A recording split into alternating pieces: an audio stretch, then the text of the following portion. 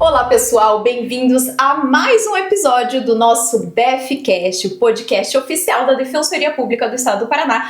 Hoje vamos falar um pouquinho sobre infância e juventude com Leonardo Alvite Canella. Tudo bem, Leonardo? Tudo bem, Thaís. Obrigado pelo convite. Um prazer estar aqui com vocês.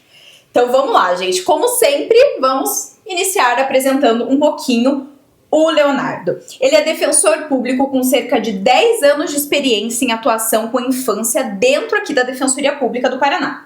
Ele já foi coordenador durante 5 anos da Infância e Juventude de Curitiba e ele atualmente é o coordenador do Núcleo da Infância e Juventude aqui da Defensoria, o NUDIGE, né, que a gente já comentou várias vezes sobre esse núcleo. Atualmente ele é presidente de um programa de proteção no estado do Paraná.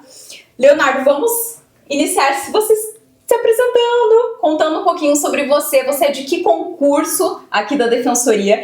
E onde você entrou? Em qual comarca? Como que foi esse seu começo aqui na Defensoria? Olha, o meu começo da Defensoria, eu primeiramente sou do segundo concurso da Defensoria, então já tenho tempo aí de chão, né, de trabalho.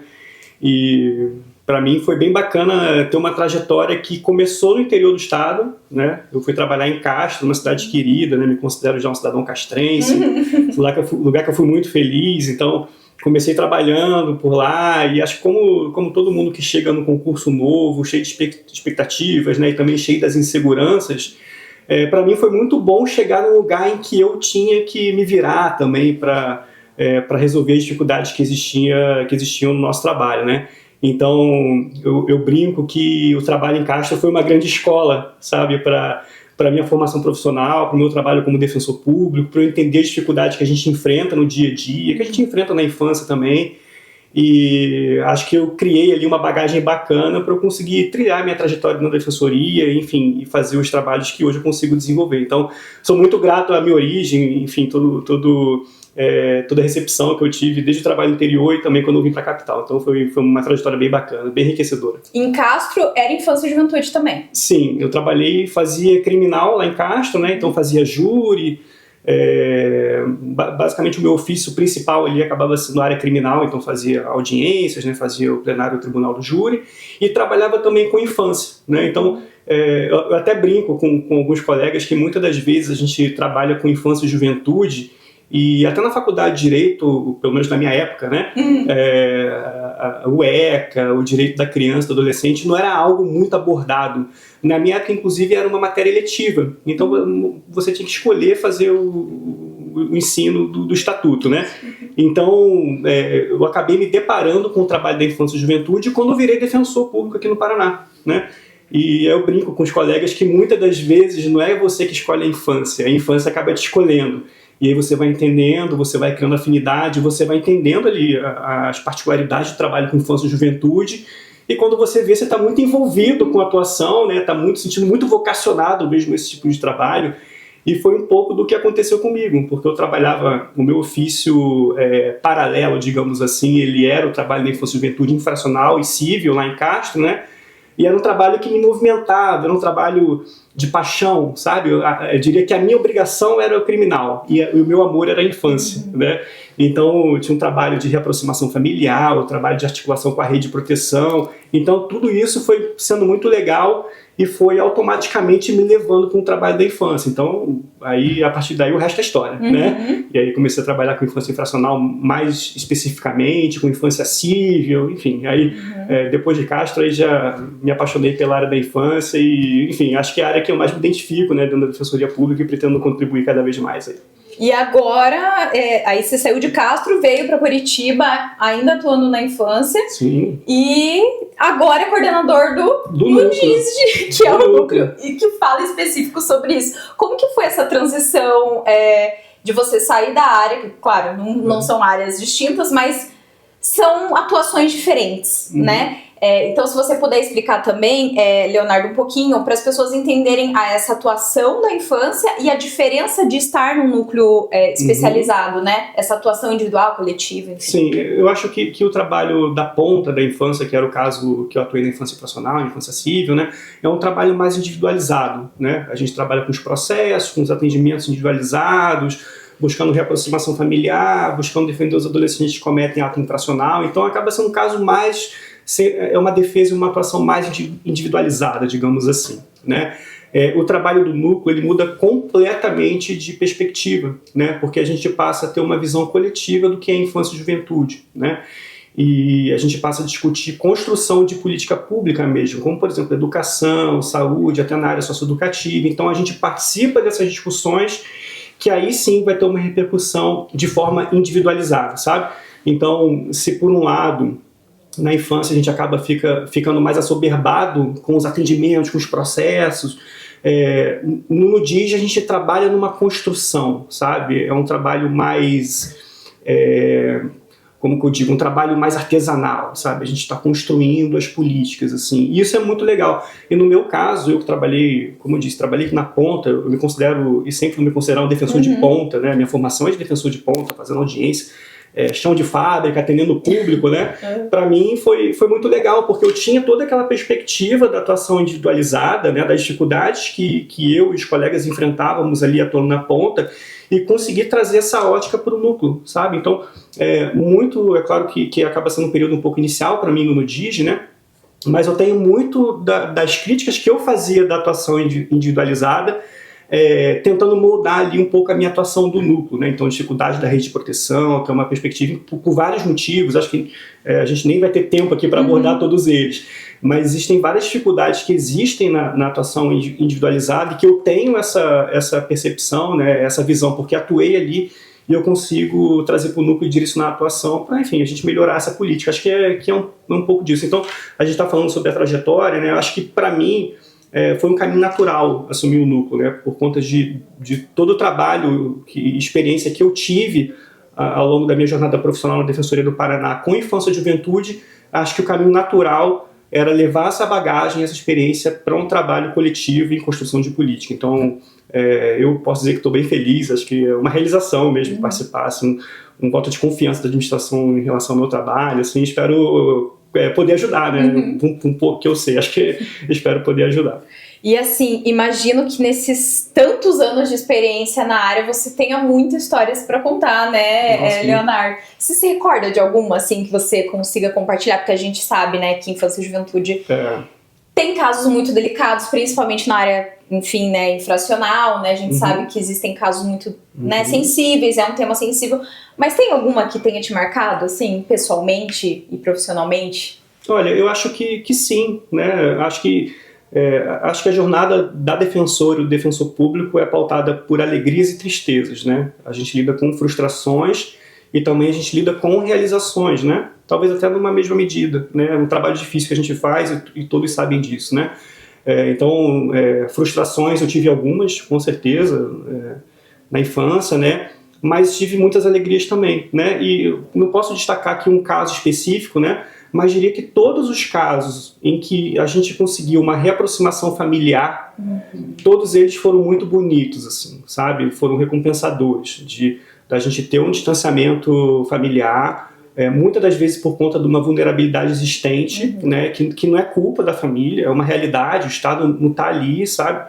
Existe uma série de dificuldades e com o apoio da defensoria, essa família consegue se reestruturar, consegue manter os vínculos, estruturar melhor os vínculos que existem com essas crianças e essas crianças poderem voltar para casa. Então, assim, eu acho que na atuação na infância, eu acho que o que mais recompensa, pelo menos no meu caso, na atuação, acho que foram todos esses em que ocorreram a reaproximação familiar. E, claro, né, na área infracional, as injustiças que a gente acabou corrigindo, né, com liberdades, né, com julgamentos de improcedência de ações socioeducativas. Então, acho que diria, Thaís, se eu pudesse falar bonito, eu diria que quando as injustiças foram corrigidas, sabe?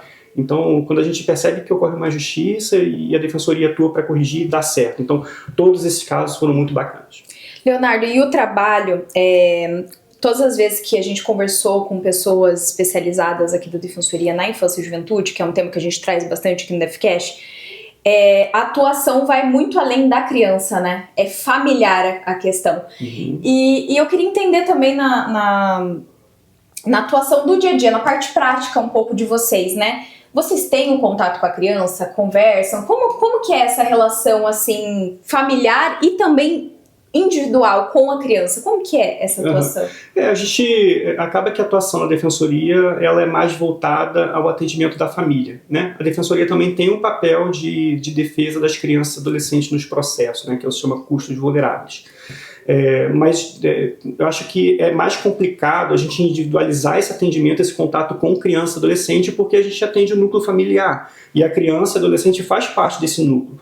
Então, antes mesmo da gente ter contato com a criança, que a gente fala, que a gente visita unidades e acaba conversando, né? Eu acho que mais significativo para a gente conseguir estruturar uma defesa bacana é a gente ter contato com esse núcleo familiar, né? A gente conseguir prestar as orientações a esse núcleo familiar e a gente conseguir muitas das vezes ter uma reviravolta na situação da família, sabe?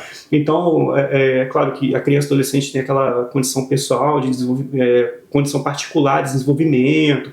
Então, tudo isso tem que ser levado com muita consideração e muito cuidado até para a gente abordar, sabe? Porque muitas das vezes a perspectiva da criança ali é uma perspectiva muito, muito pessoal dela e é difícil a gente conseguir ter um tipo de acesso. Deixando claro que, óbvio, a participação da criança e do adolescente é fundamental, oitiva, né? Mas eu acho que para a gente estruturar uma defesa é importante a gente acessar um núcleo familiar. A criança faz parte desse núcleo. Acessando o núcleo, acessando os responsáveis, os pais, a família extensa, para a gente conseguir prestar as orientações e a gente conseguir ali um caminho de reaproximação. No caso da infância cível, né, um caminho de reaproximação e um caminho de ajuda a todas as famílias que se encontram vulnerabilizadas, no caso da infância e juventude, é a nossa triste realidade, né? As famílias que têm muitas dificuldades por omissões estatais. Então a gente conseguir acessar essas famílias, a gente conseguir prestar orientação, a gente conseguir que os direitos delas sejam respeitados para elas se reerguerem e terem uma convivência sadia. Então, acho que a gente acessando o núcleo, a gente consegue isso. E agora entrando um pouco mais nessa área juridiquês, né? Mas não tão juridiquês assim, Leonardo, a gente sempre comenta, a Defensoria, uma das ideias é também promover educação e direitos. E a gente sempre fala criança, sujeito de direito. O que exatamente é uma criança e adolescente ser sujeito de direito? O que é esse sujeito de direito, afinal? Olha, Thaís, para a gente conseguir chegar na definição de sujeito de direito, a gente precisa retroceder, né? Antes do ECA, a criança e adolescente era vista como de uma forma bem simples, né? Uma propriedade do Estado e da família, né? Quem decidia os rumos das crianças e adolescentes eram os pais, eram os responsáveis, era o Estado, né? Então, mudou, até com a conjuntura internacional, adventos normativas internacionais, se mudou a conjuntura para entender que aquela pessoinha que está lá, ela tem o mesmo direito que eu, que você e que você. Tem uma pessoa que tem os mesmos direitos que todos nós. E diria mais, por conta da sua particular condição de desenvolvimento, existem mais cuidados ainda que precisam ter com essas pessoas, sabe? Então, se mudou a perspectiva de uma pessoa objeto de proteção e intervenção do Estado para uma pessoa sujeita de direitos. Uma pessoa que tem direito à saúde, como nós temos, direito à liberdade, como nós temos, direito à educação, como nós temos, direito à convivência familiar sadia, como nós temos. Então, uma pessoa que tem os direitos, como todos nós, diria que potencializados por conta da sua condição, né, e que deve ser promovido por todos nós. Então, eu acho que é uma evolução, né, da conjuntura do que existia, né, com o advento do ECA, para a gente estabelecer uma ordem, diria que, eu ia dizer protetiva, mas não sei se é o melhor termo, eu diria promocional dessas crianças e adolescentes como sujeito de direitos que nós temos. E isso vem muito com o ECA, né? Sim. Então, queria que você explicasse isso também, Leonardo, o ECA, a importância do ECA, né? O documento aí, inclusive em julho, gente, né? O documento faz aniversário, né? Essa importante legislação para criança e adolescente. Queria que você falasse um pouquinho do ECA, o que é o ECA, a importância dele, né? E por que ele tem que existir, né? Nossa, assim, o ECA, como eu estava dizendo, né? Acho que foi um marco que rompeu a perspectiva de proteção de criança e adolescente. Como eu estava dizendo, a criança era vista como um objeto de intervenção, né? O Estado dizia o que era melhor para aquela criança, digamos assim. O ECA mudou essa perspectiva, a Constituição Federal de 88 também, né? Estabeleceu a criança e adolescente como objeto de promoção, né? Em que ela tem direitos e que todos nós, Estado, sociedade, todos nós, família, devemos promover o bem-estar, a convivência, os direitos dessas pessoas, crianças e adolescentes, né?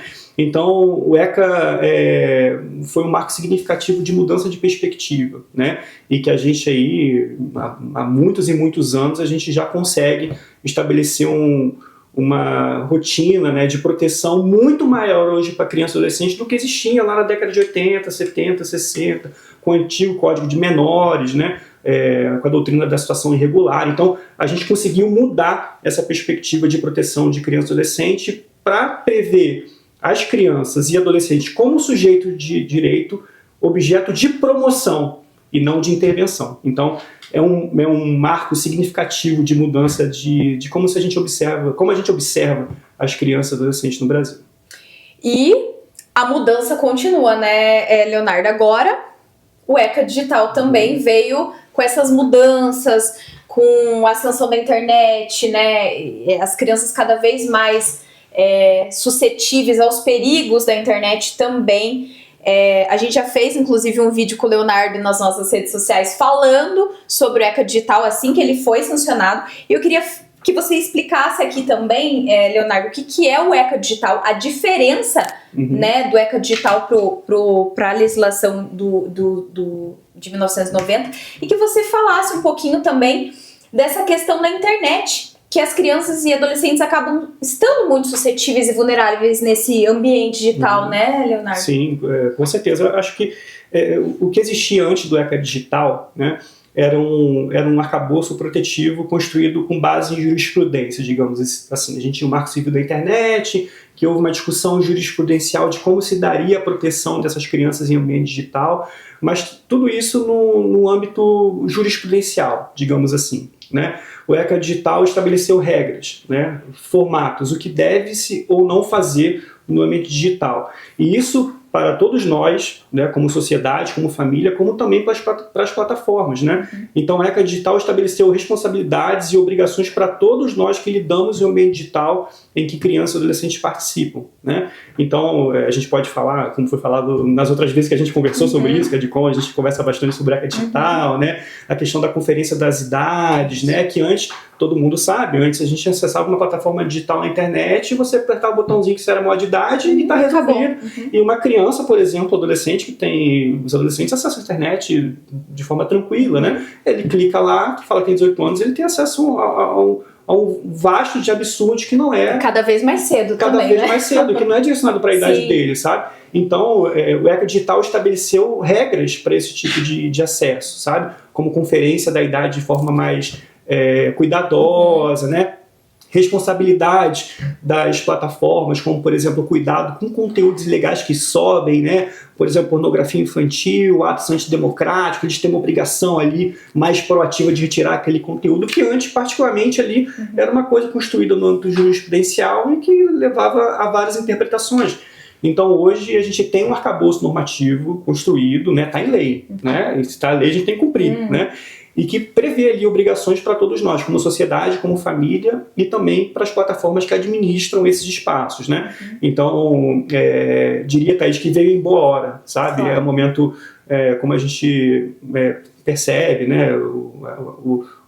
A plataforma digital, o conteúdo faz parte da nossa vida. Todos nós ali passamos boa parte do nosso dia mexendo em plataforma digital, entrando no Instagram, em Facebook, em WhatsApp, né? Faz parte, a gente profissionalmente, né, Thaís, a gente trabalha com isso também. A divulgação do conteúdo aqui numa plataforma digital. Então, assim, é importante que todas essas plataformas e esses acessos que hoje fazem parte da nossa vida tenham mais regulação, sabe? E acho que o ECA Digital veio nesse momento de entender o que estava acontecendo, né? Entender que esse era um momento importante de ser regulado, né? A gente pode falar também do vídeo do Felca no passado, em que ele jogou um holofote. Exato. Nós falamos sobre isso daquela vez, né? A lei Felca, né? Isso, exato. Ele jogou um holofote sobre esse problema e como os pedófilos, os abusadores, eles têm acesso fácil a crianças exato. E adolescentes. Então, tudo isso motivou a gente a acelerar o processo legislativo e a gente ter uma lei sólida, né? Eu diria que a gente, mundialmente, o ECA Digital é inovador. A gente tem que ter orgulho do ECA Digital por ele ter sido realmente criado e pensado com o objetivo precípuo de proteger crianças e adolescentes nesse ambiente. E é muito bacana. E o que fica de mensagem para os responsáveis, né, para quem trabalha com infância e juventude, é que fale cada vez mais sobre o ECA digital, fale sobre as suas ferramentas, né, fale sobre o que prevê lá, o que se deve e o que se não deve fazer, para que cada vez mais pessoas tenham acesso e conteúdo do que é proibido. E dessa forma a gente consiga ter um ambiente protetivo para criança e adolescente poderem usar. Então é importante que espaços como esses, né, que a gente consiga acessar todas as famílias, para que, enfim, para que tenham mais noção ali dos regramentos que estão previstos no novo diploma, né? Leonardo, a gente tem muitos usuários que, enfim, consomem nossas redes sociais, às vezes tem dúvidas específicas, e eu acho que aqui é um momento legal para você dar algumas dicas práticas mesmo para esses pais, avós, responsáveis, tio, tia, e nós todos aqui também, eu tenho sobrinho, acredito que você também tem, enfim, todo mundo aqui tem contato com criança, né? Sim. Então acho que é legal a gente ter esse tipo de orientação vindo de você, assim, que conhece bem do tema, para que a gente possa saber, né, o que eu posso fazer para orientar o meu sobrinho a ter esse cuidado na internet. Uhum. O que você daria de dica? Olha, Thaís, eu acho que primeiro dentro da família conversar bastante, né, sobre os perigos da internet, o que se pode fazer, o que se não deve fazer, sobre o tipo de conteúdo que é acessado, o tipo de pessoa que se mantém em contato. Eu acho que a primeira sugestão que eu dou para as pessoas é que conversem. Não entreguem um celular, um computador, um iPad, um tablet na mão de uma criança ou adolescente sem vistoriar ou conversar sobre como usar essa ferramenta. É o mundo que está nas mãos, né? Na nossa época, né, eu que não sou tão novo assim, na nossa época, a nossa preocupação na nossa família era não aceitar coisas de estranhos. Nem tinha isso. Nem tinha, né? Aceitar coisas estranhas, olha, não aceita lá a bala do fulano da fulana, né, aquela coisa, né? Então a gente não, o nosso mundo era um mundo presencial e físico, né? Hoje uma criança, adolescente, todos nós temos o mundo na palma da mão, sabe? E é como se essa criança ou adolescente estivesse solta na rua com o mundo, podendo interagir com ela, sabe? Então acho que o mais importante é a gente conversar, cuidar, e quando a gente permitir que esse acesso a conteúdo digital aconteça, que a gente fiscalize, que a gente monitore, que a gente limite um tipo de acesso, né? Que a gente não entregue um tablet, um celular sem qualquer fiscalização, porque aí o risco acontece, né? E aí, é claro, assim, a gente pode falar de detalhes, assim, mas, por exemplo, de exposição exacerbada de imagens e vídeos de criança e adolescente, que é o sharing, né, que a gente tinha combinado de abordar também, que é quando a família compartilha excessivamente conteúdos, vídeos, imagens das crianças e adolescentes, né? E às vezes os pais, os responsáveis não fazem nem por mal, muitas vezes é por orgulho, né? Por carinho, por amor, quer mostrar o filho.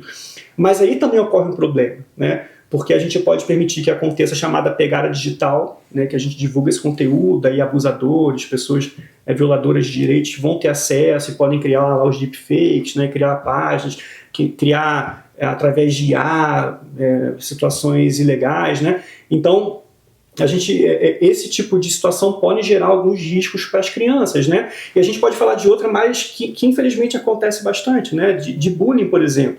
Muitas das vezes os pais divulgam conteúdo de criança e adolescente, né? Sem imaginar que aquele tipo de conteúdo pode gerar uma repercussão para aquela criança daqui a 15 anos. E aí daqui a 15 anos aquela criança vai estar numa escola, né? E aí o amiguinho ou amiguinho vai ter acesso àquele conteúdo que a criança na época não autorizou, né? E pode praticar um bullying com aquela imagem, né? Diria que se chama de violação da identidade digital da criança e adolescente, que também tem, né? Então é importante que, claro, vai expor o conteúdo, né, da família, das crianças, que isso seja feito com muito cuidado, respeitando a identidade digital daquela criança, calculando se aquilo pode gerar algum tipo de risco para a criança e adolescente, calculando quem vai acessar aquele conteúdo, né? Então tudo isso é muito importante quando a gente pensa na proteção, né? Na proteção que nós, como sociedade, como família, precisamos ter com criança e adolescente. Então, acho que todo esse tipo de cuidado e tentando englobar tudo num saco só, digamos assim, né? Eu acho que a conversa, a fiscalização, monitoramento, cuidados, né? Num ambiente em que o mundo está nas palmas das mãos, eu acho que é muito importante quando a gente pensa em proteção de criança e adolescente em ambiente digital. E a gente até estava comentando aqui, né, Leonardo, antes de começar o nosso podcast, né, de um caso recente que a gente já sabia que isso ia acontecer em qualquer momento, né, mas eu sigo várias influenciadoras digitais que tiveram as contas suspensas porque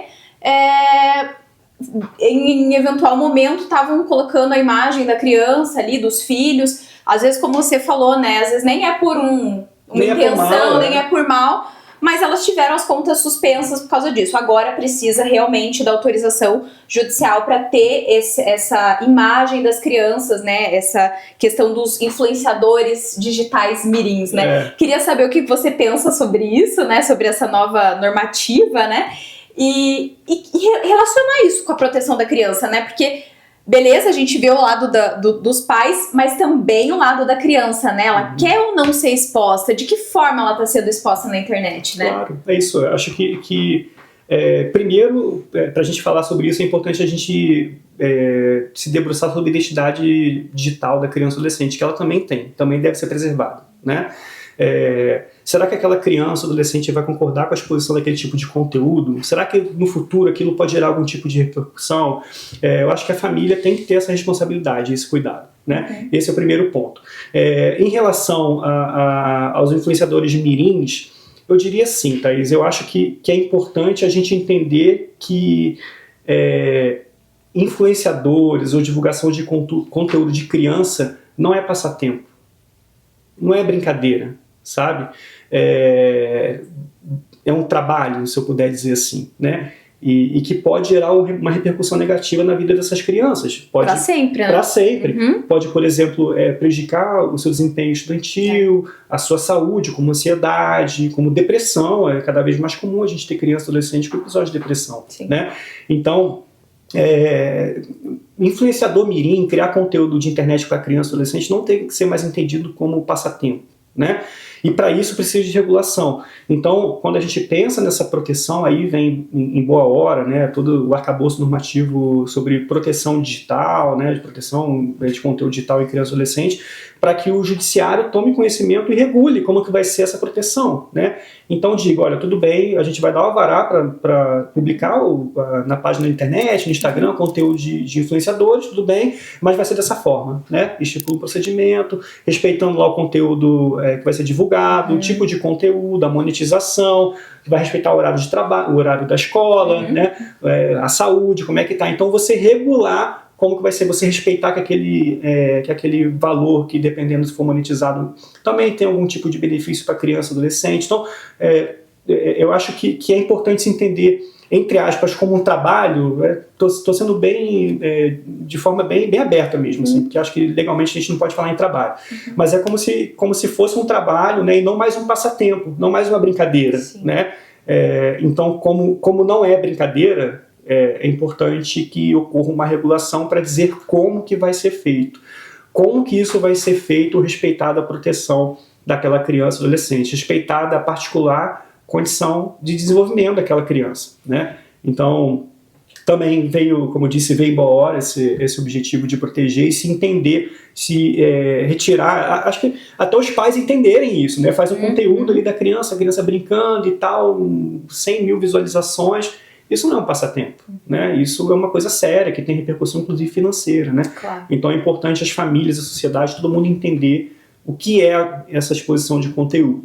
E que legal que a gente está cada vez mais falando sobre isso, né, Leonardo? Como eu falei para você, as crianças estão cada vez mais cedo acessando e consumindo aquilo, e esse mundo digital, ele vem... avassalador, né? Todo mundo aí utilizando, e né? conteúdos muito fáceis de serem acessados, sabe? Então, Como eu disse, o que a gente faz hoje, né, que vocês fazem muito bem, o pessoal aqui da Defensoria, né, você brilhantemente, Thaís, aborda muito esse tema, fala muito sobre isso. A gente precisa cada vez mais acessar mais famílias, sabe? O que a gente está dizendo, muitas das vezes não é por mal. A família não divulga conteúdo ali na maldade, que eu quero monetizar e tal. Muitas das vezes é por desconhecimento mesmo, porque não entende que vai ter um abusador naquela plataforma, que vai acessar aquela criança, que vai ter um stalker, que vai ter alguém que pratica bullying, que vai acessar e que vai, enfim, vai tumultuar a vida desse adolescente. Então, é importante que as famílias tenham acesso a essa realidade, famílias que muitas das vezes são de outra época, né? E elas construam dentro da realidade dessas famílias um ambiente protetivo para criança e adolescente. Leonardo, saindo um pouco do âmbito da internet, que a gente sabe que é o assunto do momento, que a gente precisa falar cada vez mais, existem outros tipos de violência contra a criança, além da violência digital, né? Queria que você falasse um pouquinho sobre isso. A gente vive discutindo sobre isso na campanha do Maio Laranja, mas é como a gente comentou, não é só em maio, porque infelizmente isso acontece em todos os dias, todos os anos, todos os meses, com milhares de crianças. Então eu queria que você falasse um pouquinho de como identificar, às vezes, uma situação de violência, porque a gente sabe que é uma responsabilidade coletiva, né?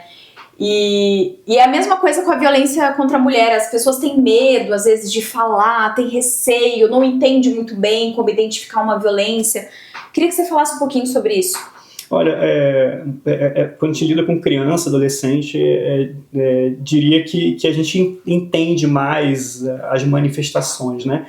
Diferentemente do adulto, em que muitas das vezes tem a sua autonomia e maturidade, né, preservada para falar sobre assuntos delicados, e nós mesmos, adultos, muitas das vezes tem muita dificuldade de falar de assuntos delicados, né? Imagina uma criança que não está plenamente formada, né, que tem as suas inseguranças, que está em desenvolvimento. Identificar, imagina. Identificar, não consegue, né? Então, realmente, identificar o que está acontecendo acaba sendo, muitas das vezes, um trabalho interpretativo, né? E da minha experiência na atuação na infância civil, principalmente, né? Existem episódios, por exemplo, de enurese noturna, né? Que a criança faz xixi na cama, né? De mau desempenho escolar, de distanciamento e retração. Então, tudo isso pode indicar, né? Podem ser outros fatores, né, que justificam, mas podem indicar algum tipo de violência, né?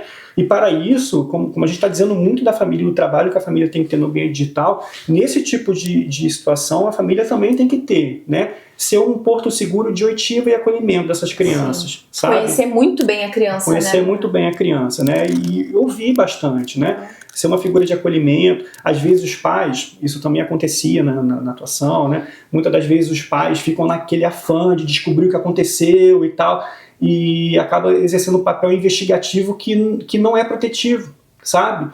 Porque às vezes a criança não está preparada para falar sobre tudo aquilo que aconteceu, né? Então, o que tem que ser uma figura de acolhimento, né? De ouvir, de ser porto seguro, de deixar a criança à vontade para falar, né? De preservar a criança, né? De conversar muito sobre os segredos, né?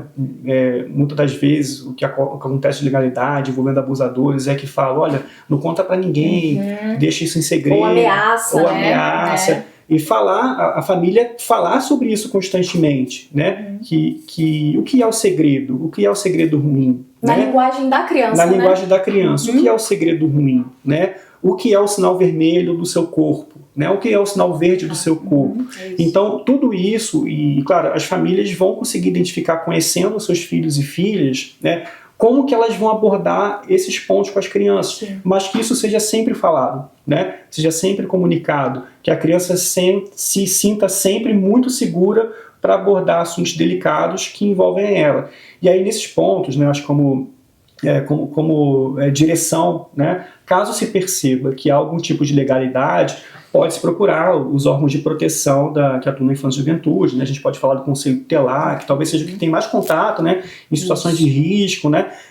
Pode procurar a delegacia também, para falar sobre algum tipo de crime que tenha acontecido, eles fazerem a apuração. Podem falar com a Defensoria Pública também, através do Núcleo da Infância, para a gente ter conhecimento, enfim, fazer os direcionamentos necessários à melhor apuração. O próprio Ministério Público faz um trabalho bacana também em proteção de infância e juventude. Então, é importante dizer que no Brasil e no Paraná também a gente tem uma estrutura boa de proteção, órgãos de proteção, e que quem perceba que aconteça algum tipo de ilegalidade pode procurar esses órgãos para obter um tipo de auxílio. Mas mais importante do que as consequências das investigações, é importante que a família seja uma figura de acolhimento, em que ouça, né? Em que ouça, acolha, entenda, aborde, fale de assuntos sensíveis, ali como a gente disse, do segredo, como das partes do corpo, que isso tudo esteja bem claro dentro da família, para que os pais ali, as crianças se sintam à vontade ali para falar algum tipo de situação ilegal, errada que tenha acontecido com elas. Então, acho que a conversa é o principal motor ali de conhecimento de alguma ilegalidade que tenha acontecido. Perfeito. Como eu falei, né, gente, infância e juventude tem muita coisa pra gente conversar, Leonardo. Hoje já acabou. Já acabou, gente. É muito, muito rápido. Hoje a gente quis realmente focar um pouquinho na parte digital, né, da questão, porque é uma coisa que tá muito em alta. Mas já finalizamos o DefCast de hoje. Leonardo, muito obrigada pela conversa, né? Teremos muitos vídeos e outras entrevistas que faremos juntos aqui ainda. Quero agradecer, muito obrigada. Se você quiser dar uma palavrinha final e também falar um pouquinho do serviço da Defensoria e do NUDIG, né, para as pessoas que quiserem saber mais sobre o núcleo. Eu acho que, como eu disse, o núcleo vai estar sempre à disposição para uma ferramenta de oitiva das famílias, né, para ter conhecimento de alguma situação de ilegalidade que possa estar acontecendo. O núcleo é um órgão protetivo, né, de promoção. A gente tem falado bastante sobre isso aqui hoje, né, de promoção de direitos de criança e adolescente. E o Núcleo da Infância da Defensoria Pública é esse órgão de proteção de direitos. Então, a gente está aqui para isso, para tentar ajudar os direitos de criança e adolescente, ajudar a promover os direitos de criança e adolescente, seja no âmbito digital, no âmbito presencial, ajudar as famílias que eventualmente precisam. Então, acho que como, não só pelo núcleo, mas a Defensoria como um todo, né? A Defensoria é uma instituição existente, está aí para ajudar, a serviço do público, né? Então, contem sempre com a Defensoria Pública.